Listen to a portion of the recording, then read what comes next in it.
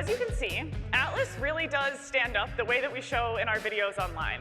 And we get tons of questions about this. The other question we get all the time is how Atlas is moving. And I think we've done something really special. We've also been at this robotics thing for a while, and we've learned that there's more to it than just copying nature.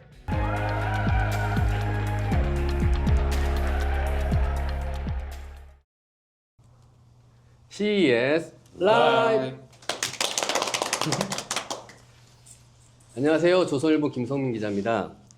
어제에 이어 오늘도 이렇게 유튜브로 조선일보, 조선비즈, TV조선 이렇게 조선미디어 3사 기자들이 찾아왔습니다. 여기는 세계 최대 IT 쇼가 열리는 미국 라스베가스입니다.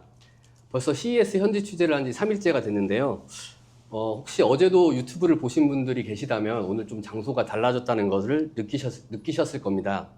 어제는 그 라스베가스 윈 호텔에 마련된 삼성전자의 한 공간을 빌려서 저희가 녹화를 했는데, 오늘은 이제 내일부터 CES가 전시가 본격적으로 열리는 LVCC 센트럴롤에 있는 미디어 부스를 저희가 이제 하나를 마련을 해서 여기서 이제 유튜브 촬영을 하게 되었습니다.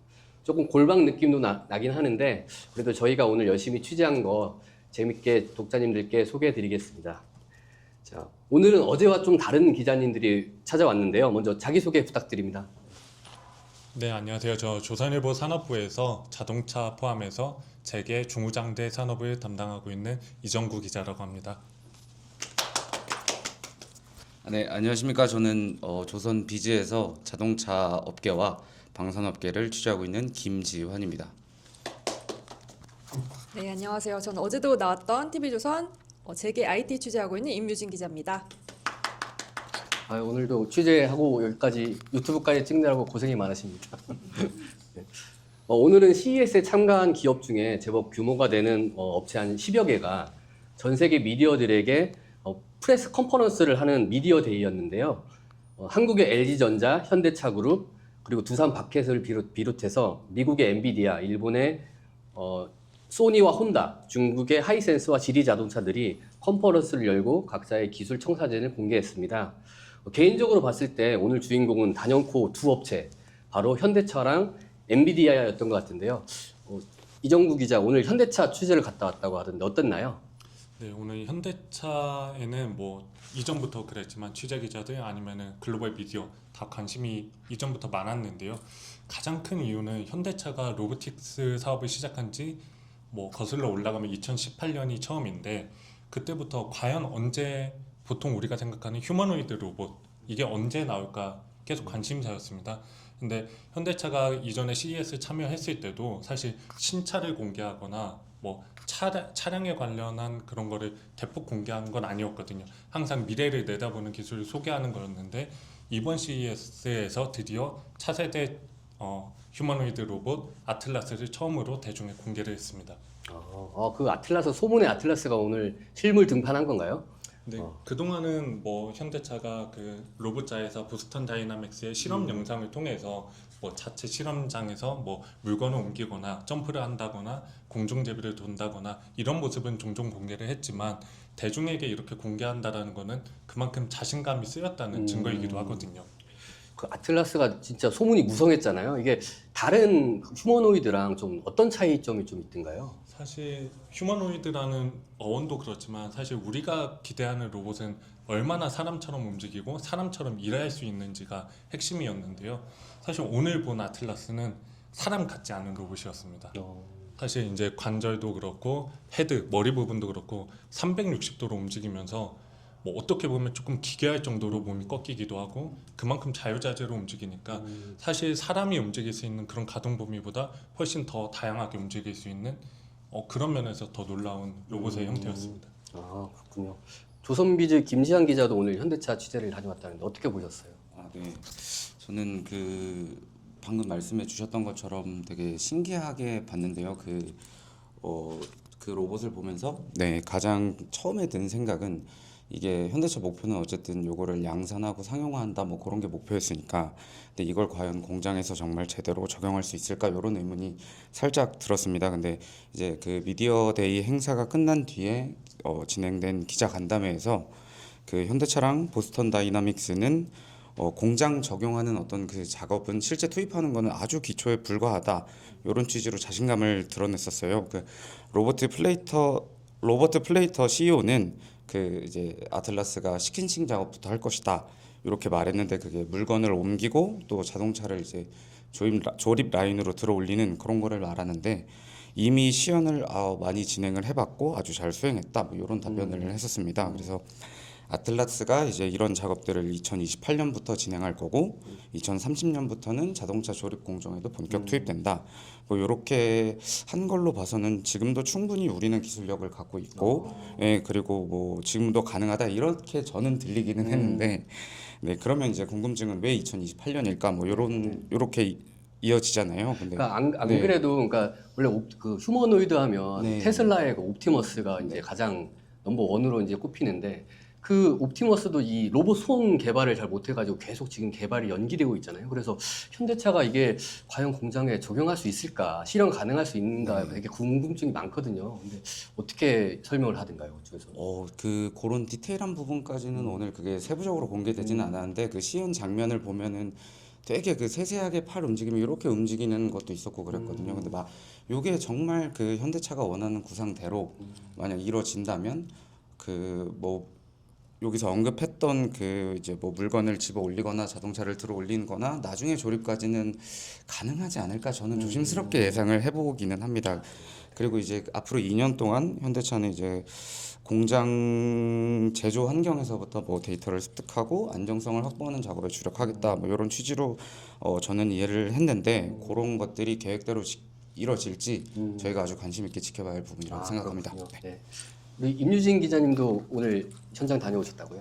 네, 오늘도 저희는 재미있는 그림들 위주로 좀 찾아다녔는데 일단 현대차 미디어데이 일단은 이게 시작과 동시에 5개 사족 보행 로봇이 딱 등장을 하더라고요. 이게 시작과 동시에. 스팟이란 이름인데 뭐 아틀라스 얘기 계속 해주셨으니까 저희는 스팟 얘기를 좀 해볼게요. 딱 시작하자마자 불이 들어오면서 이제 화려한 칼 군무를 선보이더라고요. 정말 완벽한 대형을 맞춰서 5마리가 화려한 춤을 5마리라고 하는 게 맞을까요? 5마리가 화려한 춤을 선보였는데요.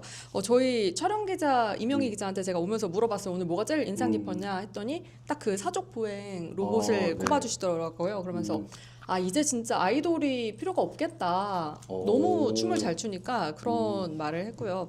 그럼에도 불구하고 오늘 하이라이트는 단연 아틀라스였는데 현대차가 이번에 뭐 처음 선보이기로 하면서 관심이 집중이 됐었는데 아까 우리 이정구 기자가 말씀해 주신 것처럼 360도로 팔과 다리가 막 자유자재로 돌아가더라고요.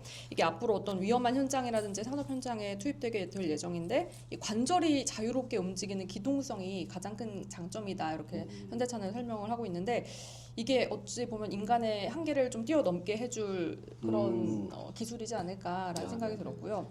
근데 저는 또 인상 깊었던 말 중에 하나가 우리가 평소에 궁금한 게 이렇게 로봇들이 인간 일자리를 대체하고 자동화되면서 네네네. 우리 일자리 없어지는 거 아니야? 네네네. 이런 생각 당연히 하시잖아요. 지금 조선일보도 되게 기획 많이 하고 아, 계신데 네네네. 현대차 브리퍼가 딱 아틀라스를 선보이시면서 이런 말을 하더라고요. 오히려 자동화가 성장하면서 인간의 역할은 더 중요해질 거다. 로봇은 사람들이 감독이나 뭐 의사결정, 문제 해결에 집중할 수 있도록 어떤 신체적인 부담을 감수할 거다, 도와줄 거다 이런 말씀을 하셨는데 이 말이 저는 되게 인상 깊더라고요.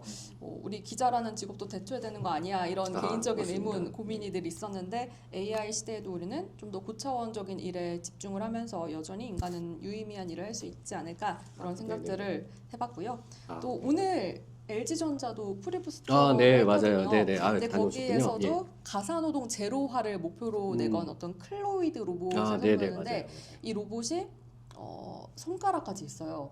네네네. 빨래도 넣고 빨래도 하고 완성된 세탁물을 개고 아침도 차려주는데 뭐 냉장고에서 우유도 꺼내고 빵을 오븐에 넣고 이런 일들을 가정 일을 가사 일을 하는데 아직은 사실 다소 어색한 부분도 있고 완벽한 동작을 선보이진 않지만 이제 인간을 똑 닮은 로봇이 이렇게 단순 노동들을 대체해 줄 수 있는 시대가 오지 않을까 이런 기대감을 갖게 됐습니다. 맞습니다. 진짜 이번 CES는 진짜 로봇들이 많이 등장해 있던 것 같아요. 오늘 이정구 기자 뭐 다른 뭐 두산 박해, 뭐 두산 로보틱스 이런 데서 로봇이 많이 나왔다고 하는데 보셨죠? 제가 오늘 또 다른 것도 봤던 기업 중에 재밌었던 곳이 이제 대표적으로 두산 바켓이라고 건설 장비를 만드는 회사, 그리고 보쉬라는 글로벌 뭐 제조 기술 회사가 있었거든요. 근데 보쉬 같은 경우는 이제 오전에 미디어 데이를 했는데 제일 재밌었던 게 이제 그 회사 관계자가 나와서 자기들의 기술을 소개하는데 가장 먼저 무대에 초청한 사람이 미국의 한 유명한 셰프였어요.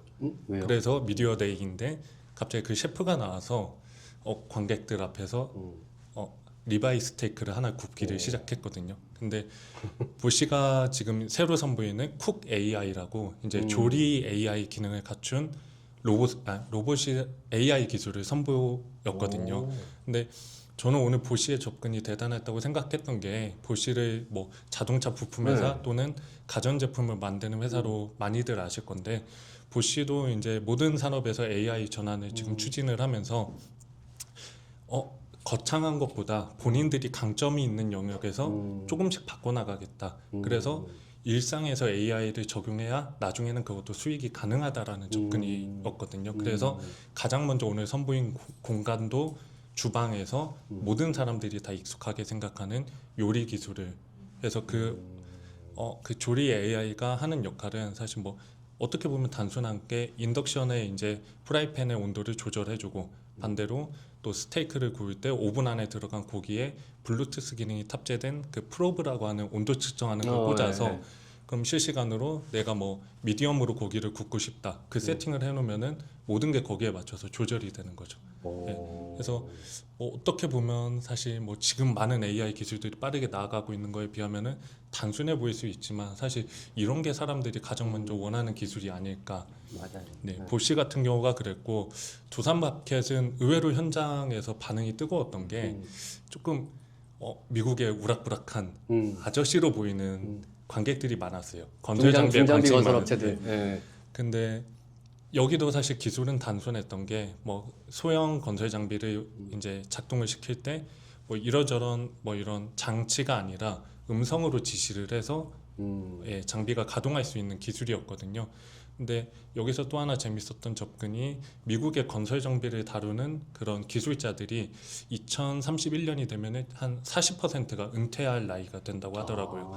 그러니까 신체적으로 은퇴할 나이가 되기도 하지만 이렇게 좀 발전한 기술을 따라가지 못해서 벗어나는 사람들이 있게 되는데, 두산 바켓의 이런 기술은 누구나 쉽게 익힐 수 있기 때문에 신입 기술자들도 빠르게 배울 수 있고 숙련공의 은퇴도 늦출 수 있어서 그런 점을 대안으로 강조하는 게 재밌는 포인트였습니다. 맞습니다. 진짜 모든 기업이 다 AI를 결합하면서 기존과는 다른 기업이 되는 것 같아요. 네. 오늘 참 얘기를 잘 들었습니다. 그리고 또 뭐 오늘 현대차 말고 또 가장 중요한 업체가 이제 프레스 컨퍼런스를 했는데요. 바로 엔비디아입니다. 자, 엔비디아가 이제 되게 핫한 기업이잖아요, 최근에. 그래서 엔비디아 젠슨왕이 또 이제 직접 등판까지 해서 2시간 전부터 이제 기자들이 들어가려고 줄을 섰다고 그렇게 얘기를 하고, 또 젠슨왕도 정해진 1시간을 훌쩍 넘은 거의 2시간 가까이 얘기를 했다고 하던데, 박지민 기자 현장 가봤죠? 네, 저 조선일보 테크부 박지민입니다. 그래서 맞습니다. 네, 그 엔비디아 행사를 제가 다녀왔습니다. 그래서 확실히 엔비디아가 요즘 세계에서 시가총액도 1위고 워낙 핫한 기업이다 보니 좀 모든 전 세계 미디어랑 투자자들이랑 애널리스트 사람 그리고 일반인들까지 다 엄청 몰렸고요. 그래서 오늘 좀 엔비디아가 했던 내용들은 주로 로봇이랑 피지컬 AI에 관련된 내용이었는데요. 그 피지컬 AI 분야에서는 엔비디아가 최강자인데, 피지컬 AI는 약간 세상과 연결되는 AI라고 생각하면 될 것 같아요. 그래서 뭔가 실제로 물리 법칙을 이해하고 만약에 로봇이 이렇게 움직였을 때 어떻게 영향이 될 것인가를 분석하는 게 다 피지컬 AI인데, 오늘 그 피지컬 AI의 새로운 모델들을 공개를 했습니다. 그래서 원래 엔비디아가 주로 코스모스라고 하는 피지컬 AI가 있습니다. 그래서 그게 주로 세상을 이해하는 AI고요. 그래서 그 다음에는 옴니버스라는 AI는 그걸 기반으로 옴니버스가 아니죠. 죄송합니다. 그루트라는 AI는 그걸 기반으로 로봇이 움직이는 그런 것들을, 로봇의 뇌 역할을 하는 것과 그루트고요. 그리고 옴니버스는 이제 이 가상 공간에서 이 코스모스랑 그루트를 학습시키는 역할을 한다고 볼 수 있는데, 이 각각의 새로운 버전들을 오늘 새로 공개를 했고요. 그리고 두 번째로는 좀 크게 관심을 받았던 게 자율주행인데요. 그래서 결국은 피지컬 AI도 세상을 이해하는 거기 때문에 자율주행과 큰 연관이 있는데, 오늘은 그 알파마요라고 하는 새로운 자율주행용 모델을 공개를 했습니다. 그래서 그건 원래 대부분의 자율주행 차들은 좀 이제 지금까지 학습한 거를 바탕으로 그 배운 대로만 하는데, 이번에 엔비디아 알파마요가 좀 내세운 특징은 얘는 생각을 한다. 사람처럼 생각을 해서 예를 들어서 앞에 공이 굴러온다고 하면은 그 일반적인 자율주행차는 멈췄다가 공이 지나가면 바로 다시 가는데, 이 알파마요가 적용된 거는 공이 굴러간다는 거는 아이가 이제 그걸 놓쳐서 뒤따라 나올 수 추론을 하는 있다라고 거네요. 생각을 해서 그것까지 더 멈춰서 간 식이라고 그 엔비디아 쪽에서 설명을 했고요. 그래서 그 부분에서 엔비디아가 이렇게 구체적으로 계획은 밝힌 거는 처음이라서 좀 되게 주목을 받았고, 벤츠와 함께 좀 이 사업을 한다고 하고요. 그리고 마지막으로는 뭐 당연히 엔비디아니까 GPU 얘기가 나왔는데, 원래도 공개되는 얘기는 있었어요. 루빈이라는 GPU는 원래 올해 양산 예정이었는데, 오늘은 좀 더 그 루빈에 대해서 구체적인 계획을 발표를 했고요. 그래서 루빈은 지금 양산 중이라고 밝혔고, 이제 올해 안에 고객사들한테 공급을 하겠다고 젠슨항이 밝혔습니다. 네. 그 엔비디아 베라루빈은 우리 삼성전자랑 SK 하이닉스가 HBM을 이제 누가 공급사가 될 것이냐 가지고 이제 되게 뜨거운 주제인데, 네네. 그게 정해진 건가요? 누가 공급사가 된지? 그래서 저도 좀 물어보니까 아직 그런 단계는 아니라고 하고, 그 엔비디아 쪽에서 말한 GPU 양산이라는 거는 그냥 진짜 그 칩 자체에 대한 양산은 이미 시작을 했고, 아직 뭐 HBM 물량 그런 거는 아직도 좀 조율 단계라고 합니다. 그러니까 한마디로 뭐 약간 샘플 비슷하게 뭐 생산을 하고 칩 만들고 HBM 이제 붙여야 된다 이 말인 거죠? 네네, 그런 단계까지는 아직은 아니라고 합니다. 네. 오늘 그 원래 예전에 보면 엔비디아가 그 무대 로봇도 이렇게 소개하고 그랬는데, 오늘은 로봇은 안 나왔나요? 오늘은 이제 작은, 거의 한 요 정도 크기 되는 작은, 뭐라고 해야 될까요? 약간 미니봇? 네, 스타워즈에 나올 것 같은 막 작은 그런 로봇들 두 마리라고 해야 되나요? 두 마리랑 같이 이렇게 하면서 서로 뭐 젠슨항이 질문을 하면은 걔네가 그냥 반응을 하고 뭐 이런 정도로 그냥 했고, 크게 뭐 기술적으로 엄청난 그런 건 아니었는데 귀여웠습니다. 그렇군요. 네.